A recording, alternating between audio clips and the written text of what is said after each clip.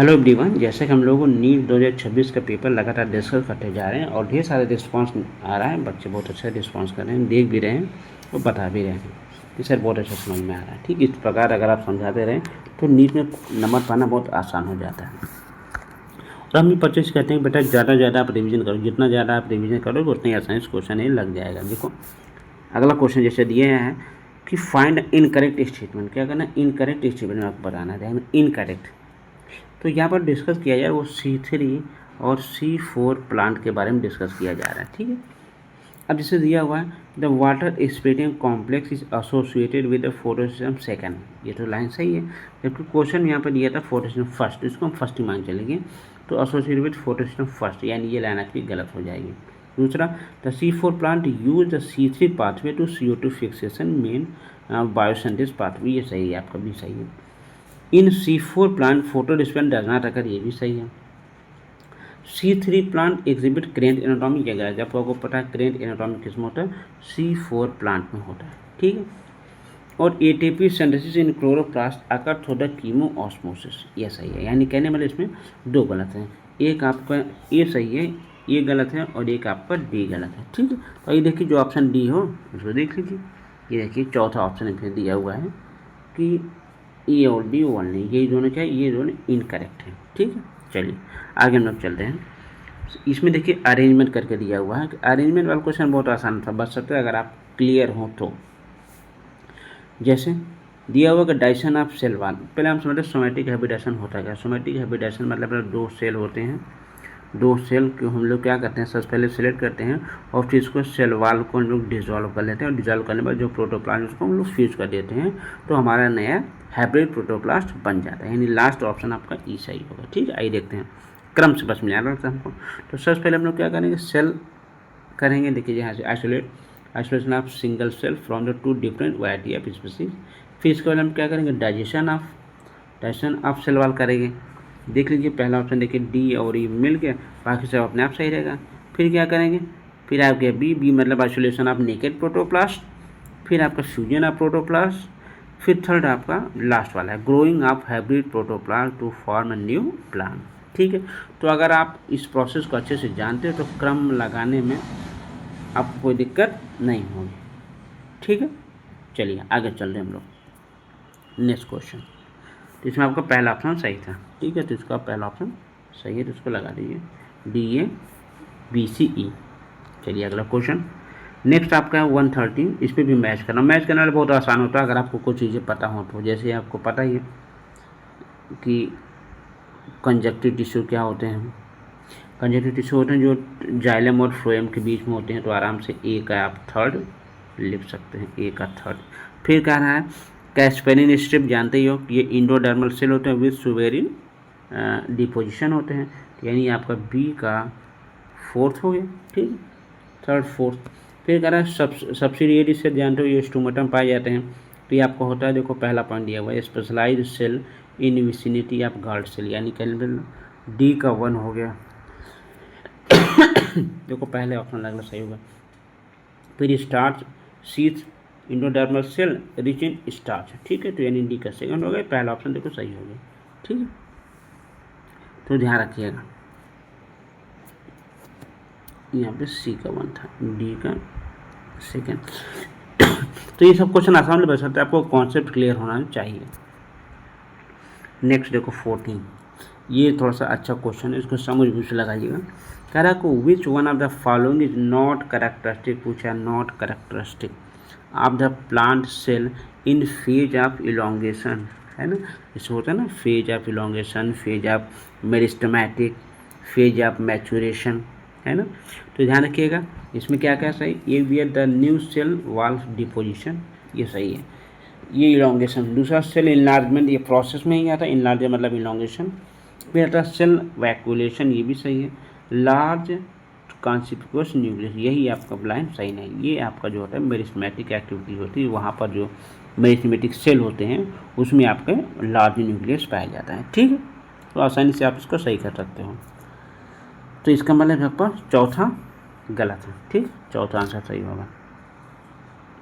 Next फिर देखिए match करने में आगे मैच वाला क्वेश्चन आते ही आप आराम से समझ के लगा सकते हैं, गलत नहीं होगा। हाँ, अगर याद आएगा तो जल्दी लग जाए। जैसे हम लोग जाने 2,4-D, ये बहुत पुराना क्वेश्चन है, बार बार आता है कि ये एक हर्बिसाइड है। क्या ये हर्बिसाइड? ये कि ऑक्सीजन होता है हर्बिसाइड, यानी ए का थर्ड। फिर कह रहा है कि जिब्रेलिन है दूसरा, जिब्रेलिन ब्रेविंग इंडस्ट्री में यूज किया जा रहा है, यानी बी का 1 हो जाएगा, बी का 1 हो जाएगा, थर्ड बी का 1 हो गया। फिर आ गया सी काइटिन, ये आपका होता है न्यूट्रिएंट मेटाबॉलिज्म, यानी सी का 4th हो गया, सी का 4th हो गया। फिर कह रहा है ए बी, ए बी जानते हो ये स्टोमेटल क्लोजिंग, यानी इसको कहते हैं स्ट्रेस हार्मोन कहते हैं, यानी डी का 2nd। तो ये तो हमको लग रहा है ये पहला ही सही है, ए का 3rd, बी का 1 और सी का 4th। ठीक, ये आपका पहला सही हो गया। इसका आसान क्वेश्चन था। तो क्वेश्चन टफ भी आते हैं, आसान भी आते हैं, और लेकिन हम लोग क्या करते हैं कि आसान क्वेश्चन को अच्छे से पढ़ के उसको सही करते हैं, क्योंकि अगर आसान गलत हो गया फिर आप कंपटीशन से बाहर हो गए। ठीक, क्योंकि कठिन तो सबको कठिन है, आसान सबको आसान, जो कम पढ़ा वो भी आसान सही कर देगा, तो आप आसान में गलती करेंगे तो आप फेल हो जाएंगे। आइए नेक्स्ट कर रहा है the enzyme require carboxylation of Calvin cycle. आपको पाते हैं 2 प्रकार के साइकिल, C3 और C4। C3 में एंजाइम होता है RUBP, और जबकि C4 में होता है पेप्को एंजाइम। कौन होता है? पेप्को एंजाइम होता है। तो C3 पूछा है तो RUBP थर्ड लगा दीजिए, कार्बोक्सिलेज सही हो जाएगा। ठीक है, और अगर C4 पूछा है तो पेप्को, PEP कार्बोक्सिलेज। ठीक, चलिए नेक्स्ट आपका आता है 17 नंबर क्वेश्चन। कह रहा है कि how many ATP and NADPH molecule are required to make 1 molecule of glucose through a Calvin pathway. फिर देखो C3 साइकिल में पूछ ले कि कितना इसमें एनर्जी लगता है, कितना ATP कितना NADPH लगता है। तो ऑप्शन हम लोग देखते हैं, अपने सब रटा होना चाहिए, सब जवान पर रटा होना चाहिए। तो इसमें आपको होता है 18 ATP और 12 NADPH। ठीक है, इसको आप हमेशा याद रखिएगा, डायरेक्ट क्वेश्चन है ये। फिर आता है 118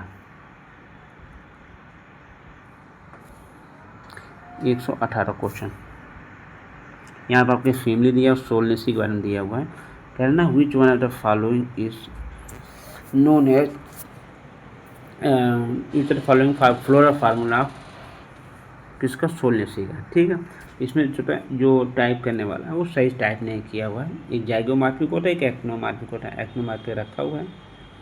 ठीक है, और इसमें जो है आपका देखो यहाँ पर मिसप्रिंट किया है, एक्टिनो जाइगो दोनों लिखा हुआ है गलत है। एक्टिनो होगा पहली चीज़, और एक चीज़ कैलिक्स क्लोल दोनों फ्यूज होते हैं, तो यहाँ पर कैलिक्स दोनों फ्यूज भी हैं। ठीक है, हाँ, यहाँ पर अगर हम एक हर्माफ्रोडाइट या बाइसेक्सुअल का निशान लगा देते हैं, तो यहाँ पर बाइसेक्सुअल निशान लगाते हैं तो ये आपका सही हो जाता है सेकंड वाला। हाँ, लेकिन उसके साथ साथ यहाँ पर एक सिंबल ये वाला भी लगाना पड़ेगा, यानी एंड्रोसियम के साथ आपका कैलिक्स क्या है? फ्यूज है, ये ध्यान रखिएगा। ठीक, इसलिए सही, इसको आप आराम से सोलनेसी हो गया, मालवेसी हो गया, कुछ फैमिली आप अच्छे से पढ़िए, सोलनेसी, मालवेसी, लिलियसी, पोएसी, इन सब बारे में अच्छे से पढ़ लीजिए, क्योंकि क्वेश्चन आता जरूर है, इन्हीं सब में से ज़्यादा आता है। ठीक, चलिए आगे चलते हैं हम लोग। ये देखिए क्वेश्चन नंबर 19, ये भी बहुत प्यारा क्वेश्चन है और बहुत ही पुराना क्वेश्चन है। कंजर्वेशन पर हमेशा आता है इन सीटू और एक सीटू पर है, इन सीटू पर और एक सीटू। हम जानते हैं कि इन सीटू कंजर्वेशन वो होते हैं जो आपके नेटिव प्लेस पे होते हैं, नेटिव प्लेस पे होते हैं।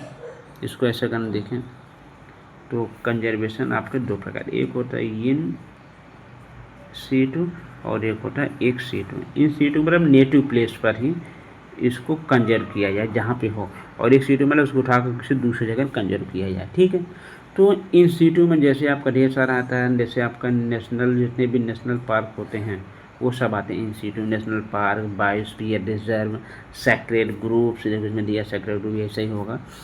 और उसके बाद बाकी वाइल्ड लाइफ सफारी हो गया, बॉटनिकल गार्डन हो गया, सीड बैंक, ये सब किस में आते हैं? जीन बैंक, ये सब आते हैं एक सीटू कंजर्वेशन में आते हैं।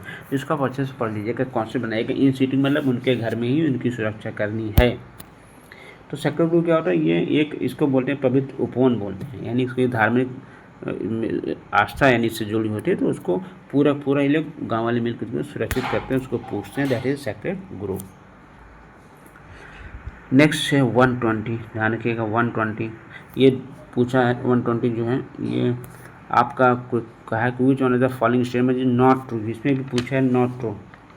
नॉट एंड कौन सही नहीं है। तो हम जानते हैं कि जो रेसिस्टेंट एंजाइम होता है वो मॉलिक्यूलर सीजर कहलाते हैं, सही है। और दी जाते हैं enzyme responsible for the restricted growth of bacteria फिजियो कोलाई, ये भी सही है। They are cut the DNA only at, देखिए गलत है, ओनली एट सेंटर ऑफ पेरेंटोमिक सीक्वेंस, ये गलत हो गया आपका।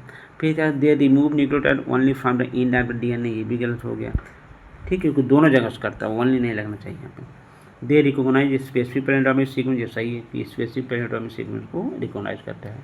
इसका मतलब सी और डी क्या इसमें गलत है, यही सही है। ऑप्शन देखिए सी डी लिखा हुआ कहीं पे, ये देखिए लास्ट डी चौथा ऑप्शन दिया हुआ है, सी और डी, ठीक, इसका चौथा ऑप्शन सही होगा, ठीक है। तो पढ़िएगा, देखिए ये जितने भी 10 क्वेश्चन थे ये बहुत आसान थे, कॉन्सेप्चुअल थे। इसको आप हम तो कहेंगे फिर से पढ़िए, फिर से रिवाइज करिए, क्योंकि क्वेश्चन इसी में अदल बदल कर आ सकता है, ठीक है। तो पढ़िएगा, रिवाइज करिएगा, जो भी दिक्कत हो मैसेज करिएगा, टेलीग्राम से जुड़े वहाँ भी कमेंट कर सकते हैं, यूट्यूब पर भी कमेंट कर सकते हैं, व्हाट्सएप भी कर सकते हैं, ठीक है। फिलहाल मेरा एक ही मोटो है, आप अच्छे से पढ़ें, रिवाइज करो, मैक्सिमम मार्क्स गेन करें, ठीक है। थैंक यू सो मच, मिलते हैं अगले क्लास में। हाँ, एक चीज़ और, सब्सक्राइब करना भूलिएगा, शेयर और सब्सक्राइब जरूर करें ताकि ज़्यादा से ज़्यादा बच्चे इसका लाभ उठा सकें। Thank you so much.